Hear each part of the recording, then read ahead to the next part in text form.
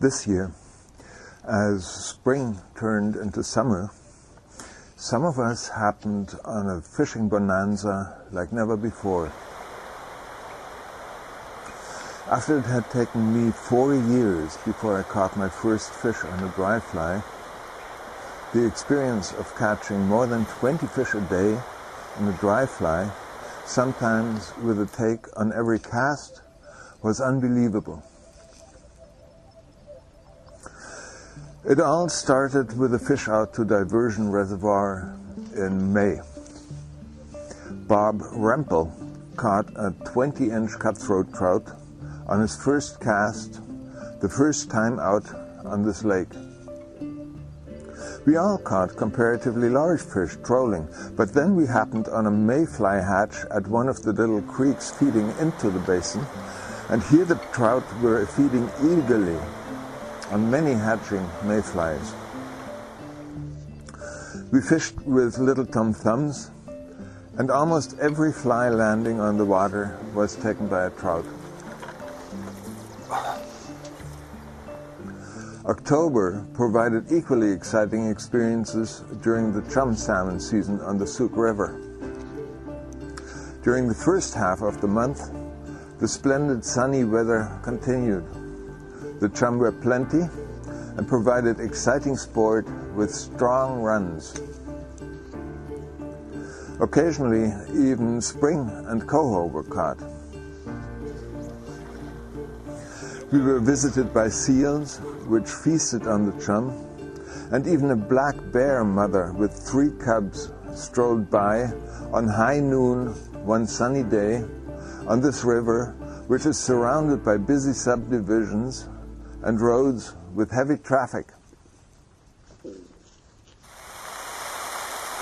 Then, however, our club fish out on October 14, together with our friends from Westcoast Flyfishers Association, happened in a spectacular downpour, one which lasted all day long.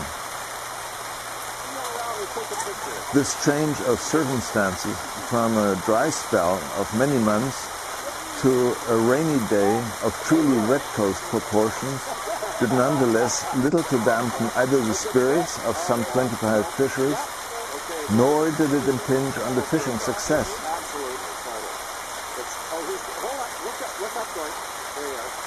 We were drenched, yes, but the warm camaraderie that united us under improvised rain shelters, the great barbecue prepared by Gary, Karen, Brian and Shauna, all more than compensated for the rain and made for a very heartwarming experience overall, one not soon to be forgotten. We were equally lucky with sea-run cutthroat trout, first in the spring and then again in the fall. Our first fish out for cutties in March was somewhat of a bust. In April, however, the chum fry had begun to appear on the migration to the ocean. We eagerly watched for sign of pursuing trout and spent many hours casting.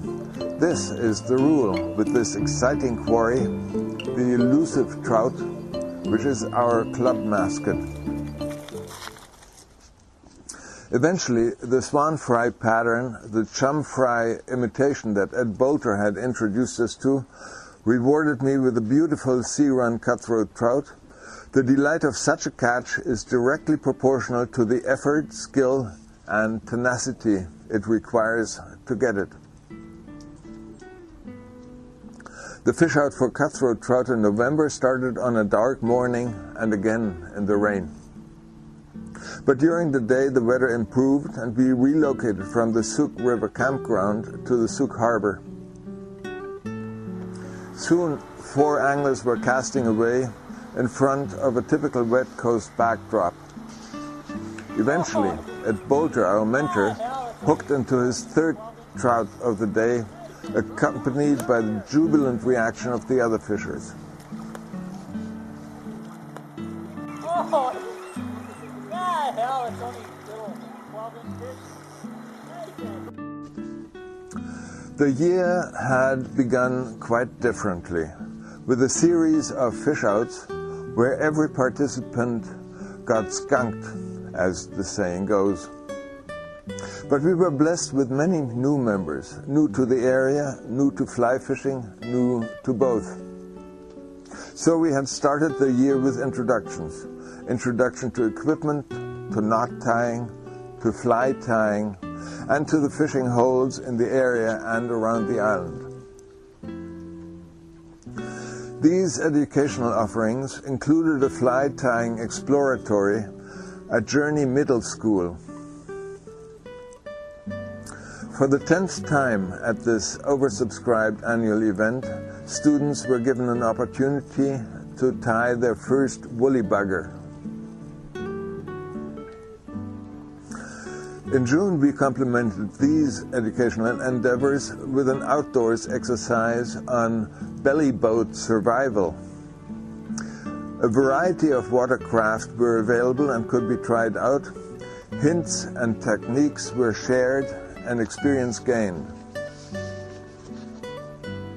As usual by now, Karen and Gary had again cared for a warm and comforting meal to conclude the event.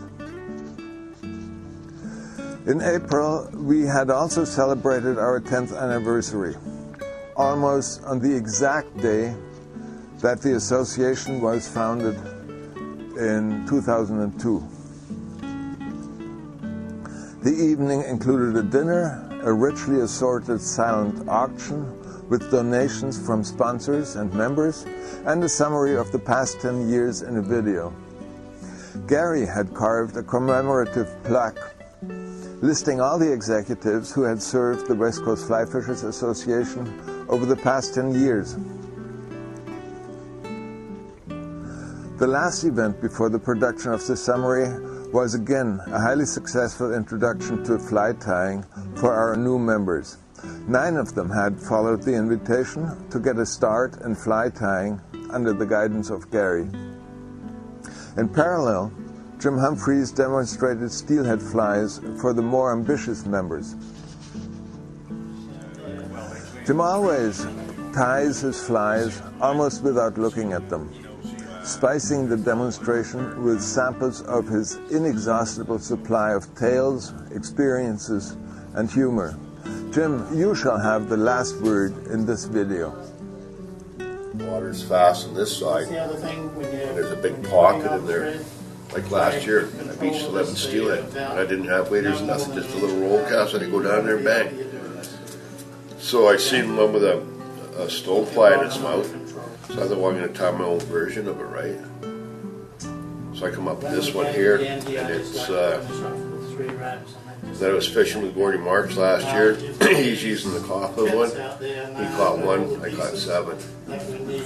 So the first thing Gordy, when I seen him in September, he says, oh yeah, I'll take about 200 of those ones, right? I said, okay. What size you want? He said, I don't care, make them.